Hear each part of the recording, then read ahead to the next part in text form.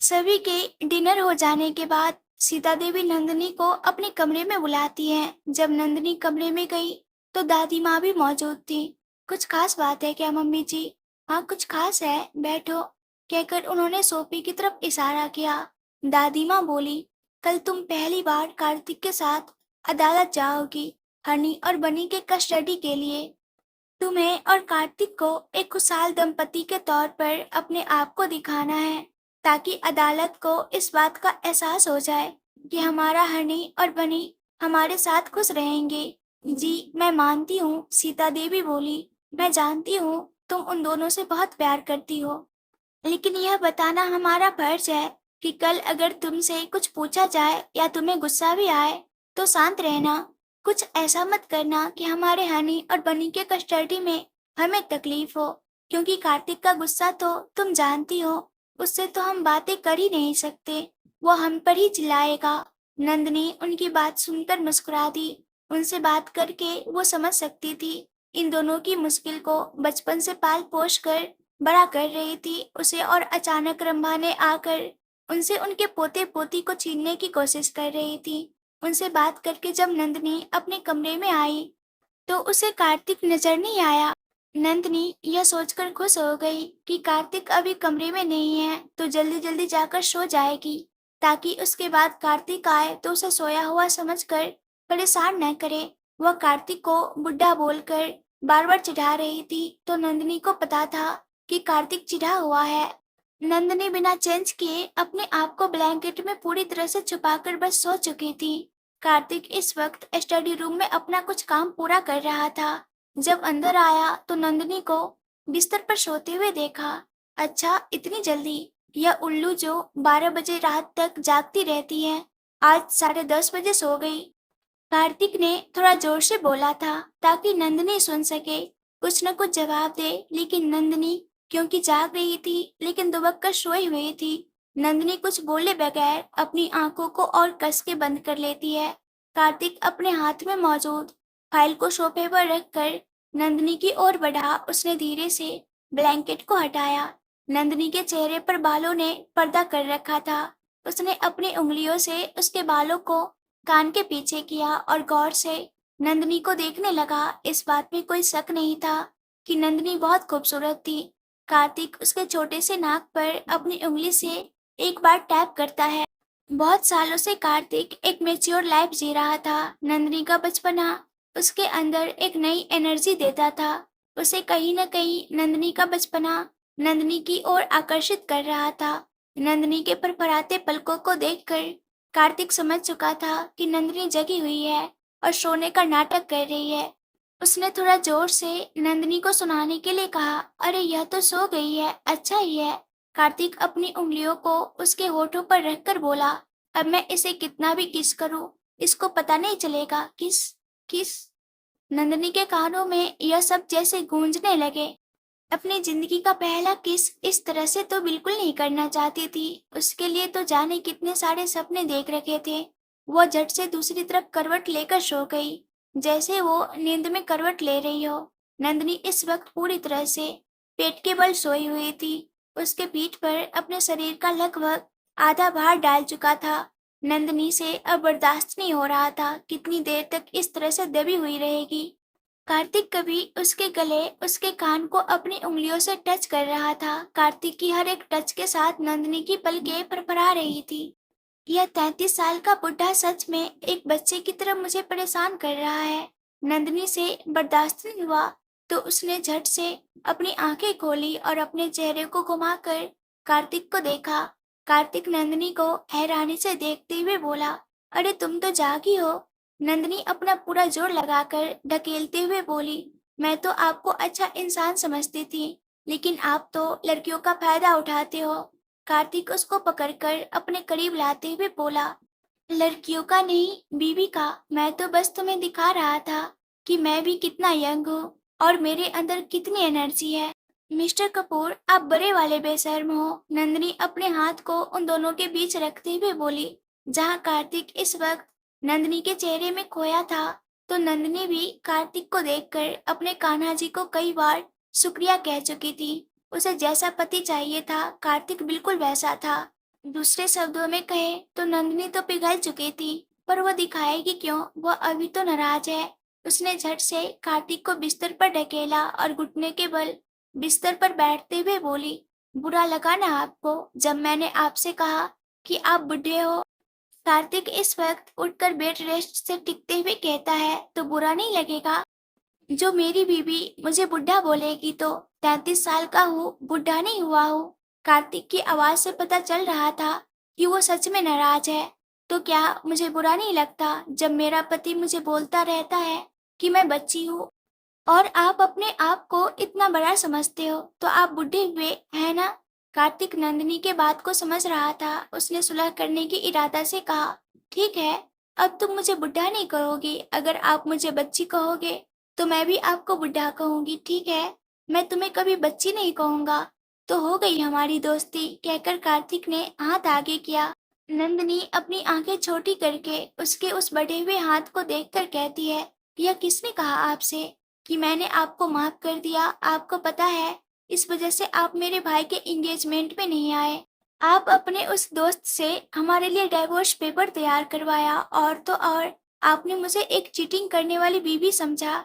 नहीं नंदिनी, ऐसा नहीं है। ऐसा ही है, मैं अभी नाराज हूँ। नंदिनी झट से ब्लैंकेट लेकर अपनी आंखें बंद करके सो गई। कार्तिक उसको इस तरह देखकर मुस्कुराते हुए बोला, वैसे तुमने मुझे बताया नहीं, तुम्हारे भाई के एंगेजमेंट में तुमने क्या क्या किया? नंदिनी को पता था कार्तिक उसको मनाने की कोशिश कर रहा है और वो मान तो ऑलरेडी गई थी, लेकिन थोड़ा भाव खाना भी बनता था। इसलिए वो करवट लेकर दूसरी तरफ घूमते हुए बोली, आज मेरा मूड नहीं है कुछ बताने का। Good night. कार्तिक को एटीट्यूड दिखाकर नंदिनी सो चुकी थी, लेकिन पहली बार कार्तिक किसी का एटीट्यूड उठा रहा था। अगले दिन नंदिनी को अपने ऑफिस के कुछ काम को भी निपटाना था और दोपहर में उसे अदालत में पहुंचना था। सवेरे जल्दी उठकर उसने अपने ऑफिशियल कपड़े में तैयार होने लगी। कार्तिक जिम से आया तो डार्क ब्राउन बिजनेस सूट पहने नंदिनी को देखकर वह हैरानी से बोला, इन कपड़ों में कहाँ जा रही हो? मिस्टर कपूर, मैं आज से अपना इंटर्नशिप स्टार्ट कर रही हूँ। नंदिनी, तुम्हें एक बार मुझसे पहले बात करनी चाहिए थी। मैंने मम्मी जी से पूछा था, पति मैं हूँ तुम्हारा, मुझे कहना सबसे ज्यादा जरूरी था। कार्तिक हाथ में रखे हुए टॉवेल को जमीन पर पटकते हुए बोला, लेकिन मैं इंटर्नशिप आज से नहीं कर रही हूँ, ये मेरी पढ़ाई का हिस्सा है। बात यहाँ पर यह है कि तुम्हें मुझसे बात करनी चाहिए थी। कार्तिक फिर से गुस्से से चिल्लाते हुए बोला। नंदिनी का मुंह रोने जैसे हो गया। हाँ ठीक है, उसे बताना चाहिए था, लेकिन वह नाराज थी कार्तिक से, इसलिए उसने नहीं बताया। लेकिन ऐसा नहीं है कि किसी को नहीं बताया, उसने अपनी सास से तो बात कर ली थी इस बारे में। कार्तिक गुस्से से उसकी ओर देख रहा था। उसके लिए बर्दाश्त के बाहर था कि उसकी बीवी अपना ऑफिस ज्वाइन कर रही है और उसने उसे इन्फॉर्म करना भी जरूरी नहीं समझा। कार्तिक का यह गुस्सा देखकर नंदिनी उसके चेहरे की तरफ देखती है। कार्तिक के जबड़े गुस्से से कसे हुए थे और आंखें उसे देखकर तो मानो जैसे नंदिनी के होश उड़ गए। कार्तिक इतनी जल्दी इतना गुस्सा हो सकता है, ये उसे यकीन नहीं हुआ। कार्तिक ने देखा कि नंदिनी के होठ नीचे की तरफ झुकने लगे थे और मुश्किल से 1 मिनट हुआ होगा। नंदिनी रोते हुए सोफे पर जाकर बैठ गई। कार्तिक अब गुस्से के साथ साथ फ्रस्ट्रेट होते हुए बोला, अब अपने यह घड़ियाली आंसू बंद करो। मैं घड़ियाली आंसू नहीं बहा रही। आप कितना डांटते हो मुझे, रोते हुए आवाज में नंदिनी ने कहा। तो तुम काम भी तो ऐसा ही करती हो।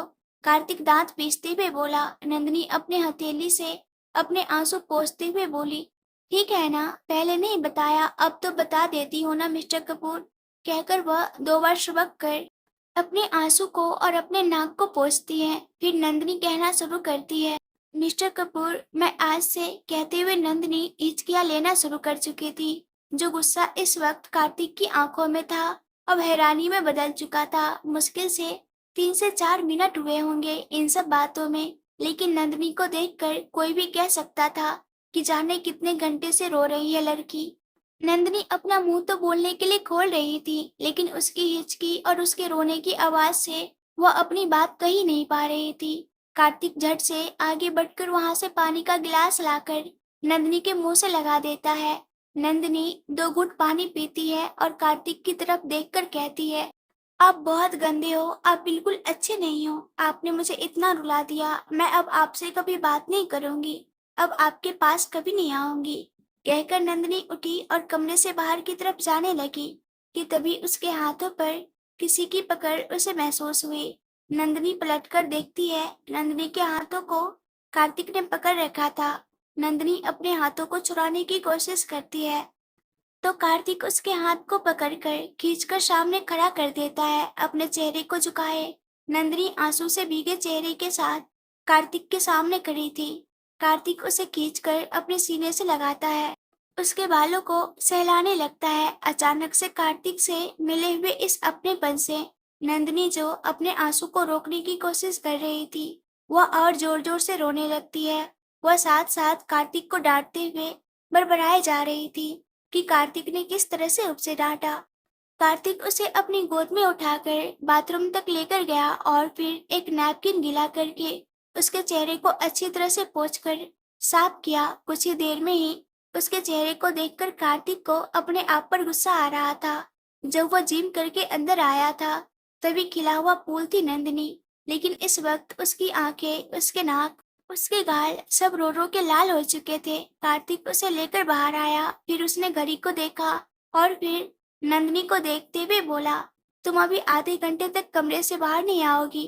क्यों? नंदिनी ने पूछा। क्योंकि मैं चाहता हूँ कि आधे घंटे तक तुम कोई अच्छा सा कॉमेडी वाला कार्टून देखो, तब तक मैं नहाकर आ जाता हूँ। फिर हम दोनों साथ में नाश्ता करने बाहर जाएंगे। नंदिनी बड़ी सी मुस्कुराहट के साथ बोली, तो मैं आपके मोबाइल में कार्टून देख लूं?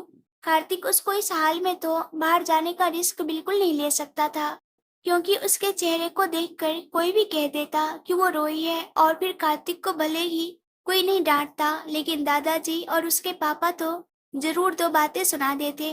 कार्तिक अपना मोबाइल देते हुए बोला, देख लो अपने फेवरेट सीरियल मोटू पतलू और टॉम एंड जेरी।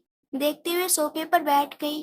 कार्तिक ने नहाया, कार्तिक तैयार हुआ, तब तक नंदिनी बिल्कुल नॉर्मल हो चुकी थी। कार्तिक उसके हाथ से फोन छीनते हुए बोला, चलो चेहरे पर थोड़ा सा मेकअप लगाओ और बाहर आ जाओ। कार्तिक जैसे ही बाहर की तरफ निकलने लगा, नंदिनी चिल्लाते हुए बोली, आपने कहा था हम साथ में बाहर जाएंगे, अभी तो आप अकेले जा रहे हो। तुम आ जाओ तैयार होकर। मिस्टर कपूर, ऐसा नहीं है कि मुझे पता नहीं था। आप मुझे क्यों बाहर नहीं जाने दे रहे थे? क्योंकि आप डर रहे थे कि लोगों को पता चल जाएगा कि आपने मुझे रुलाया। फिर भी मैं चुपचाप बैठी हुई आपका इंतजार कर रही थी। जाते हुए कार्तिक के पैर रुक गए और वह पलटकर नंदिनी की ओर देखता है। चुपचाप जब तक मैं तैयार नहीं होती यहाँ बैठे रहिए, वरना मैं फिर से रोने लगूंगी। नंदिनी आंखें दिखाते हुए बोली। कार्तिक हैरानी से उसे देख रहा था। यह लड़की वाकई में बहुत ज्यादा चालाक थी। कार्तिक उसे अंडर एस्टिमेट कर रहा था। कार्तिक कुछ देर के लिए कमरे में रुका और उसे साथ लेकर ही कमरे से बाहर गया। अपोजिट डायरेक्शन होने के कारण कार्तिक अपने ऑफिस के लिए चला गया, जबकि नंदिनी ड्राइवर को लेकर ऑफिस की तरफ चली गई, जहां पर वह इस वक्त इंटर्नशिप कर रही थी। कार्तिक अदालत के बाहर आकर पिछले 10 मिनट से खड़ा था, लेकिन नंदिनी अब तक नहीं आई थी। उसे बहुत ज्यादा गुस्सा आ रहा था। लोग उसका इंतजार करते थे, वह नहीं कभी किसी का इंतजार किया करता था, लेकिन आज उसकी यह बीवी उससे वह काम भी करवा रही थी जो उसने जिंदगी में कभी नहीं किया। वकील साहब यानी कि नंदिनी के मनीष भैया आकर कार्तिक से कहते हैं, भाभी आई नहीं है अब तक, अगले 4 मिनट में हमें अंदर जाना होगा।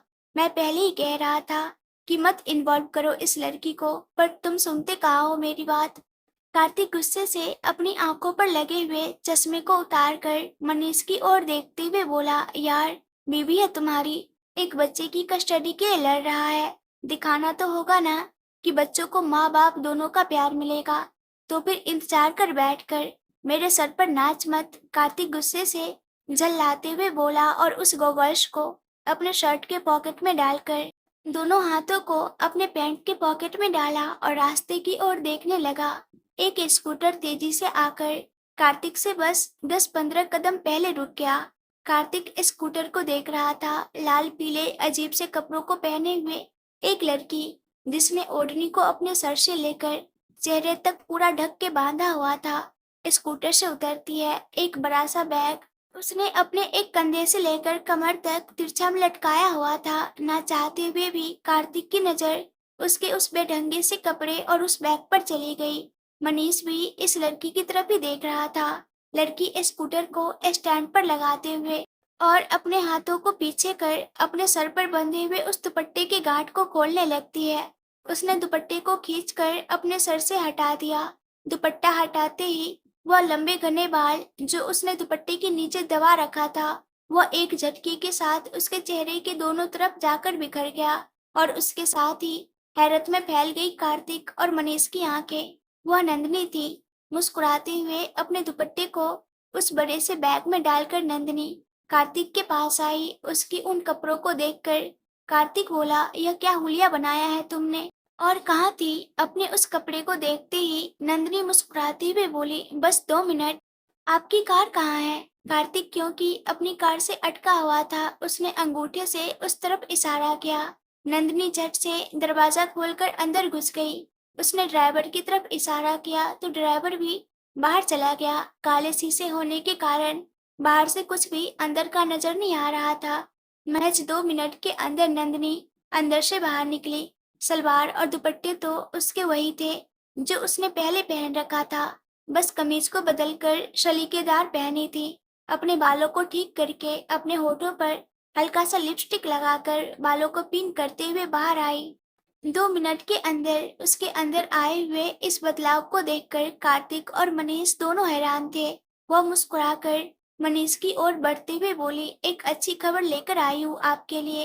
कहकर उसने उस बैग को खोला जो अपने साथ लाई थी। एक फाइल को मनीष के हाथ में देती है। मनीष उस फाइल को पूरा पढ़ता उससे पहले ही अनाउंसमेंट हो गया और सभी अदालत के अंदर जाने के लिए चल पड़े। चलते चलते ही तेजी से मनीष फाइल के पेपर को देख रहा था। उसके चेहरे पर चमक आ गई, लेकिन अभी उसके पास इतना वक्त नहीं था कि नंदिनी से कोई सवाल जवाब करता। अपने दिमाग में कैलकुलेशन बिठाते हुए वह अदालत में अपनी जगह पर जाकर बैठ गया और कार्तिक और नंदिनी अपनी जगह पर आकर बैठ गए।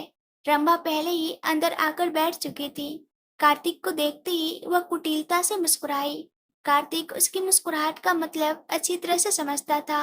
अदालत की कार्रवाई शुरू हुई और सवाल जवाब के साथ रंभा का रोना धोना भी। एक दुखियारी औरत जो अपने पति के गुस्से का शिकार हो, जिसे उसका पति बहुत टॉर्चर करता हो, यहाँ तक कि मारकर घर से निकाल दिया। एक ऐसे दुखियारी औरत के तौर पर अपने आप को अदालत में साबित कर रही थी। कार्तिक कपूर क्योंकि अपने गुस्से के लिए बहुत ज्यादा मशहूर था। लोगों को रंभा की बातों पर यकीन भी था, लेकिन नंदिनी के जुटाए हुए वो सबूत जो पता नहीं वो कहाँ से लेकर आई थी, रंभा के पोल खोलने के लिए काफी था। लगभग 40 मिनट तक चले इस बहस के बाद अदालत के फैसले को अगले सुनवाई के लिए सुरक्षित रख दिया गया। इस वक्त अदालत के बाहर मनीष, कार्तिक और नंदिनी तीनों खड़े थे। मनीष ने नंदिनी से बोला, तुम्हें कैसे पता चला इस मेडिकल रिपोर्ट के बारे में? मैंने तो बस अर्पित से कहा था कि कुछ इन्फॉर्मेशन मुझे उनकी ला कर दे। जब मैं भाई के एंगेजमेंट के लिए गई थी, अर्पित को क्या है ना, जासूसी का बहुत शौक है, तो बस अपने शौक को भी उसने पूरा कर लिया और हमारा काम भी हो गया। कार्तिक मनीष की ओर देखकर बोला, मुझे यकीन नहीं होता कि रंभा बच्चों की कस्टडी सिर्फ इसलिए लेना चाहती थी क्योंकि अब वो मेडिकली इतनी फिट नहीं है कि फिर से माँ बन पाए। नंदिनी कार्तिक की बात में हामी भरते हुए बोली, उन्होंने बैक टू बैक 4 बार ऑपरेशन करवाया है, जिसकी वजह से उनकी यूट्रस काफी कमजोर हो चुकी है। कार्तिक के लिए यह सब हैरान करने वाली बात थी। नंदिनी के लाए हुए पेपर्स में कुछ तस्वीरें भी थी जो कि रंभा के साथ किसी लड़की की थी। मनीष ने अपने बहस में इस बात को साबित कर दिया कि अपने उस बॉयफ्रेंड के साथ शादी करके सेटल होना चाहती है, और क्योंकि अब वह माँ ही नहीं बन सकती, इसलिए अब उसे इतने सालों के बाद याद आया कि उसके अपने बच्चे हैं जिसे वह कार्तिक से ले सकती है। अपने घर जाने के लिए मनीष अपनी गाड़ी लेकर निकल गया, जबकि कार्तिक ड्राइवर के हाथ में नंदिनी के स्कूटर की चाबी देकर उसे स्कूटर से आने को कहता है और खुद नंदिनी को लेकर अपनी कार से घर आने लगता है। तुमने कमाल कर दिया, मुझे बिल्कुल नहीं लगा था कि तुम इतना आगे भी सोच सकती हो, कार्तिक ड्राइव करते हुए कहता है। वही तो प्रॉब्लम है ना मिस्टर कपूर, आप मुझे बहुत अंडर एस्टिमेट करते हैं। कार्तिक मुस्कुराकर उसकी तरफ अपना हाथ बढ़ाता है, लेकिन नंदिनी उसके हाथ में अपना हाथ नहीं देती। कार्तिक मुस्कुराकर गाड़ी को साइड में पार्क करता है और नंदिनी को देखते हुए कहता है, तुमने मुझसे पूछा था ना कि क्या मैं तुम्हें डेट करूंगा? मिसेज नंदिनी कार्तिक कपूर, मैं आपको डेट करना चाहता हूँ। रात को डेट पर चलोगी मेरे साथ? नंदिनी अंदर से मानो उसके दिल में लड्डू फूट रहे थे। उसके अंदर उसका दिल एक तरफ भांगड़ा कर रहा था, दूसरी तरफ कबड्डी खेल रहा था। ये वह अपने चेहरे पर आने नहीं देना चाहती थी, लेकिन अपनी भावनाओं को छुपाने में इतनी भी सक्षम नहीं थी। लेकिन उसके चेहरे की मुस्कुराहट बता रही थी कि इस बात से बहुत खुशी मिली है उसे कि कार्तिक ने उसे डेट पर आने के लिए पूछा है। नंदिनी फिर भी ना में सिर हिलाती है तो कार्तिक उसके चेहरे को अपनी तरफ घुमाते हुए बोला, तुम्हारी आंखें कह रही है कि तुम आना चाहती हो। प्लीज चलो, candle light dinner, late night drive और भी तुम जो चाहो। नंदिनी ना कहना चाहती थी, पर वह झट से हाँ में अपनी गर्दन हिलाती है। आज नंदिनी कार्तिक के साथ डेट पर जा रही थी। अलमारी खोलकर देख रही थी। उसे समझ नहीं आ रहा था आज के खास दिन के लिए उसे क्या पहनना चाहिए। वो पहली बार कार्तिक के साथ ही नहीं, बल्कि अपनी जिंदगी में पहली बार डेट पर जा रही थी, और यह डेट तो कार्तिक के साथ था, तो वह उसे पूरी जिंदगी के लिए स्पेशल बनाकर रखना चाहती थी। कार्तिक तैयार होकर आ चुका था।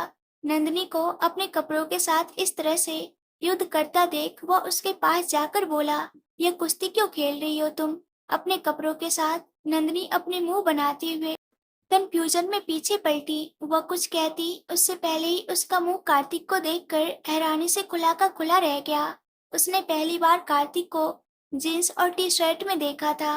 कार्तिक यूं तो हमेशा ही हैंडसम लगता है, पर इस समय कौन कहता कि वो नंदिनी से इतना बड़ा होगा। नंदिनी का मुंह इस तरह से खुला देखकर कार्तिक आगे आया और अपने एक हाथ उसके सर पर और दूसरा हाथ उसके ठुड्डी पर रखकर उसके मुंह को बंद करते हुए बोला, यह लार क्यों टपकने लगा तुम्हारा मुझे देखकर? नंदिनी झट से ना में अपनी गर्दन को हिलाती हुए बोली, मैंने क्या हैंडसम लड़के नहीं देखे हैं जो आपको देखकर मेरा लार टपकेगा? और ऐसा मैंने कब कहा कि आप हैंडसम हो? अभी तो तुमने कहा। सच में मैंने अभी ऐसा कहा क्या? नंदिनी अब खुद से ही सवाल पूछ रही थी। यह छोड़ो, यह बताओ तुम क्या कर रही थी यहाँ पर? मैं तैयार हो रही थी, पर तुम अभी भी अपने इस अतरंगी कपड़ों में घूम रही हो। नंदिनी ने इस वक्त ग्रीन कलर की लोअर और पिंक कलर की टी शर्ट पहन रखी थी। नंदिनी अपने कपड़ों की तरफ इशारा करते हुए बोली, मुझे समझ नहीं आ रहा कि मैं क्या पहनूं। इतना ज्यादा क्यों सोचती हो? इसके लिए कुछ भी पहन लो। नहीं, मुझे कुछ स्पेशल चाहिए। मुझे यह दिन पूरी लाइफ याद रखनी है। कार्तिक मुस्कुराकर उसके बाजू को पकड़कर उसे अलमारी के पास से साइड में हटाता है और खुद उसके कपड़ों को देखने लगता है। कोने में एक हैंगर में साड़ी लटका हुआ एक पिंक कलर के नेट की साड़ी थी। कार्तिक उसको निकालते हुए बोला, यह बेस्ट है। मैंने ब्लैक कलर पहना है, यह तो साड़ी है। नंदिनी अपने बालों को खुजलाते हुए बोली, हाँ मुझे भी पता है यह साड़ी है। नंदिनी उस हैंगर को अपने हाथ में लेकर साड़ी को देखते हुए बोली, मुझे पहनना नहीं आता ना? मैं कुछ और पहन लूंगी, लेकिन जरूरत क्या है, मैं पहना दूंगा ना तुम्हें। कहकर कार्तिक ने उसके हाथ से हैंगर अपने हाथ में लिया। नंदिनी फिर से कार्तिक के हाथ से हैंगर खींचते हुए बोली, नहीं नहीं, मैं खुद ट्राई करती हूँ, आप बाहर जाइए। कार्तिक उसके हाथ से हैंगर को खींचते हुए बोला, कोई जरूरत नहीं है, बहुत लेट हो जाएगा, मैं तुम्हें पहना देता हूँ। कहते हुए उसने अब तक हैंगर से साड़ी को अलग कर दिया था। नंदिनी साड़ी को पकड़कर खींचते हुए बोली, मैं पहन लूंगी ना खुद से। यूट्यूब पर वीडियो देखकर मुझे आता है पहनना, वैसे भी सिखाना ही पड़ेगा। कार्तिक को मानो ऐसा लगा जैसे उसका प्लान फेल हो जाएगा। कार्तिक नंदिनी को बाथरूम तक ले गया। ब्लाउज और पेटीकोट नंदिनी के हाथ में देकर बाथरूम के दरवाजे को खोलकर दूसरे हाथ के बाजू को पकड़कर नंदिनी को अंदर करते हुए कहा, जल्दी से पहन कर आओ, मैं बाहर वेट कर रहा हूँ। कहते हुए उसने झट से बाथरूम के दरवाजे को बंद किया। बाथरूम का दरवाजा बंद होते ही अंदर नंदिनी खुशी से मुस्कुरा रही थी, तो बाहर कार्तिक, मानो जैसे उसे कितनी बड़ी खुशी मिल गई हो। लास्ट टाइम प्रीति ने उसकी इस खुशी को छीन लिया था, पर इस बार अपनी इस खुशी को किसी को भी छीनने नहीं देने वाला था। उसने जाकर सबसे पहले दरवाजे को बंद किया और अपने मन में कहा, इस प्रीति की बच्ची का कोई भरोसा नहीं, कब कमरे में घुस जाए। वह कहकर पलटा ही था कि दरवाजे पर नॉक हुआ। कार्तिक दरवाजा खोलता है तो सामने सच में प्रीति खड़ी थी। तू यहाँ क्या कर रही है? कार्तिक ने कहा। मैं तो 10 साल पहले ही इस घर की बहू बनकर इस घर में आई थी, तब से मैं इसी घर में रहती हूँ। प्रीति मुस्कुराते हुए जवाब दे देती है। इस वक्त मेरे कमरे के बाहर क्या कर रही है? कार्तिक अपनी नजर छोटी करके बोला, कुछ नहीं, नंदिनी ने मुझे बताया कि तुम लोग डेट पर जा रहे हो, तो मैं उसकी कुछ मदद करने के लिए आ गई। कार्तिक अपने मन में कहता है, सच कहते हैं औरतों के पेट में कोई बात नहीं पचती, और यह नंदिनी तो अभी बच्ची होकर भी अपने पेट में बात नहीं पचा पा रही। कार्तिक को अपने ख्यालों में खोया देख प्रीति अंदर की तरफ आते हुए बोली, अरे नंदिनी कहाँ है, दिखाई नहीं दे रही। कार्तिक का सपना आज फिर से लगभग सपना ही रहने वाला था। वह इतने अच्छे मूड में था, यह सोचकर खुश हो रहा था कि आज उसे नंदिनी को साड़ी पहनाने को मिलेगा। उसकी नजर से आज भी नंदिनी का वह पहली सुबह, जब उसने उसे साड़ी पहनाया था, उसे भूला नहीं था। वह जीना चाहता था उसे फिर से एक बार, लेकिन यह इसकी भाभी कम दोस्त आ गई थी फिर से उसकी सुहानी सपने को मिटाने के लिए। नंदिनी के आने में शायद अभी 1-2 मिनट का वक्त था। कार्तिक ने झट से अपना फोन उठाया और कॉल लगाई। प्रीति आराम से सोफे पर आकर बैठ चुकी थी। कार्तिक अपना फोन लेकर गैलरी में खड़ा था। 2 रिंग जाते ही सामने से फोन उठाया गया। हाँ बोल, क्या हुआ? भैया, आप अपनी बीवी को कहो कि आपके कमरे में आए। क्या हुआ कार्तिक? वो वही आपको बता देगी, ऐसा कुछ नहीं हुआ भैया, बस उसे कहिए कि आपके कमरे में आए। कार्तिक ने सत्यम को कॉल किया। ठीक है, उसे फोन दे, सत्यम ने कहा। कार्तिक गैलरी से अंदर आया और प्रीति के हाथ में फोन देते हुए बोला, लो बात कर लो। प्रीति ने स्क्रीन पर देखा, भाई नाम शो हो रहा था। प्रीति मुंह बनाते हुए कार्तिक को देखकर बोली, एक ही घर में रहता है, फिर भी फोन करके बात करता है। तब तक सत्यम की आवाज प्रीति के कान में आई, प्रीति, मेरा लोअर नहीं मिल रहा, ब्लैक वाला ढूंढ कर दे दो। मैं आती हूँ ना, बस 5 मिनट में। वो नंदिनी प्रीति के आगे की बात उसके मुंह में ही रह गई। प्रीति जल्दी कमरे में आओ, सत्यम ने फिर से कहा। प्रीति समझ गई कि कार्तिक ने जरूर शिकायत कर दी होगी। प्रीति फोन कार्तिक को देते हुए बोली, अपने भाई से मेरी शिकायत करता है, मुझे सीधे सीधे कह नहीं सकता था। प्रीति कमरे से बाहर जाओ, कार्तिक गुस्से से हाथ जोड़ते हुए बोला। प्रीति कमरे से बाहर जाने के बजाय फिर से सोफे पर बैठकर पैर पर पैर चढ़ाते हुए बोली, अब तो मैं हिलूंगी नहीं यहाँ से, भले मुझे सत्यम की डांट ही क्यों न सुनना पड़े। अब तक बाथरूम की दरवाजा की कुंडी खुलने की आवाज आ चुकी थी। कार्तिक ने प्रीति के बाजू को पकड़ा और उसे घसीटते हुए दरवाजे के बाहर करके जैसे ही दरवाजा बंद किया, नंदिनी बाहर आकर खड़ी थी। कार्तिक दरवाजा बंद करते हुए जोर से अपनी सांस बाहर छोड़ता है और अपने सर पर हाथ रखकर कहता है, बच गया। सामने नंदिनी पेटीकोट और ब्लाउज पहनकर बाहर आ चुकी थी और उसने बाथरूम में से एक टॉवेल को लेकर दुपट्टे की तरह से अपने गले में लटका रखा था। कार्तिक मुस्कुराकर नंदिनी की ओर देखा और बेड पर रखे हुए साड़ी की तरफ बढ़ते हुए बोला, आ जाओ। अच्छा, मुझे आपसे पूछना था, आपको कैसे आता है साड़ी पहनाना? कुछ नहीं, बस माँ दादी सब साड़ी पहनती हैं, उन लोगों को बचपन से पहनते हुए देखा है, तो बस समझ में आने लगा कि कैसे लपेटा जाता है इसे। कहकर उसने जैसे ही साड़ी उठाया कि फिर से दरवाजे को किसी ने ठोका। कार्तिक अपनी आंखों को बंद करते हुए कहता है, आई स्वेयर प्रीति, इस बार तुम्हें मुझसे कोई नहीं बचाएगा, इस बार मैं भैया की भी नहीं सुनूंगा। वह कहकर दरवाजे की तरफ ऐसे देखता है मानो जैसे उसका कितना बड़ा दुश्मन इस वक्त बाहर खड़ा हुआ है। नंदिनी कार्तिक के हाथ से साड़ी लेते हुए बोली, आप देख लो ना कौन है, मैं बाथरूम में जाती हूँ। कार्तिक ने हाँ में अपनी गर्दन हिला दी। नंदिनी साड़ी लेकर बाथरूम की ओर बढ़ गई। कार्तिक ने इस बात पर ध्यान नहीं दिया कि नंदिनी जाते जाते अपने साथ मोबाइल लेकर गई थी।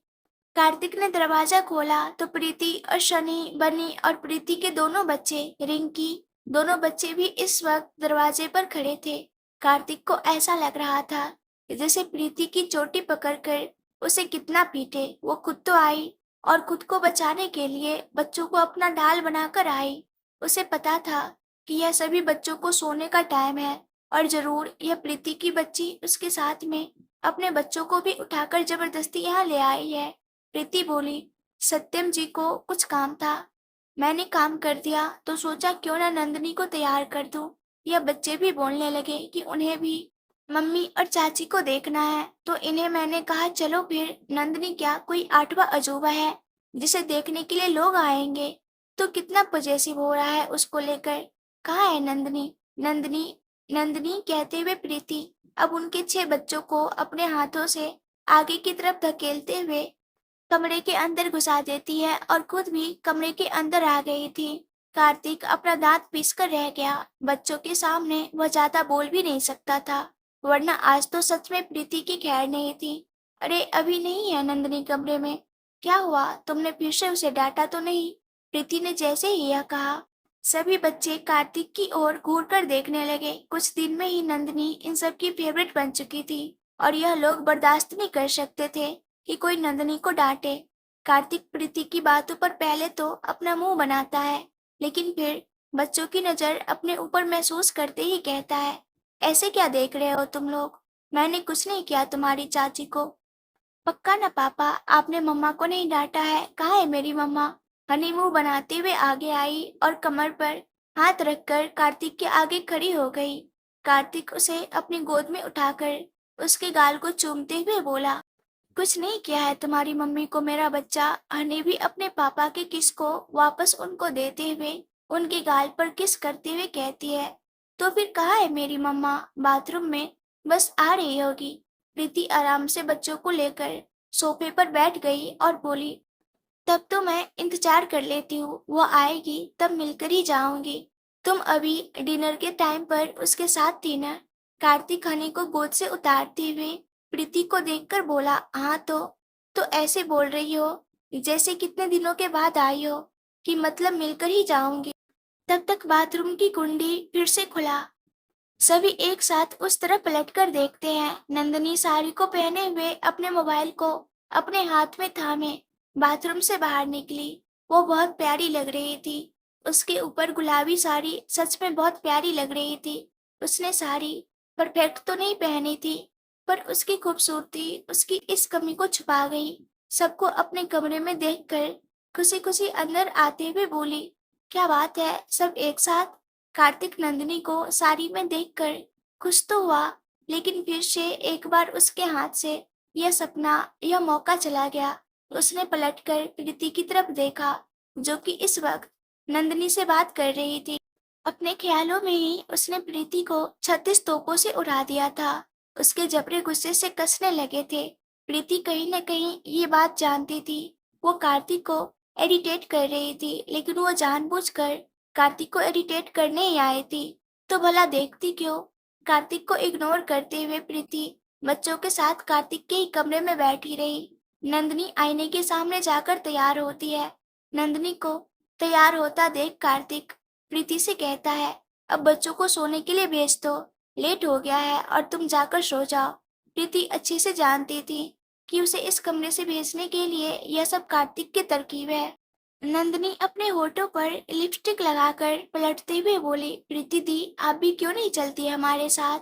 कार्तिक का तो मानो वह हाल था कि उसका मन कर रहा था वह जाकर दीवार पर अपने सर को इतनी जोर जोर से मारे कि उसका सर 2 हिस्सों में फट जाए।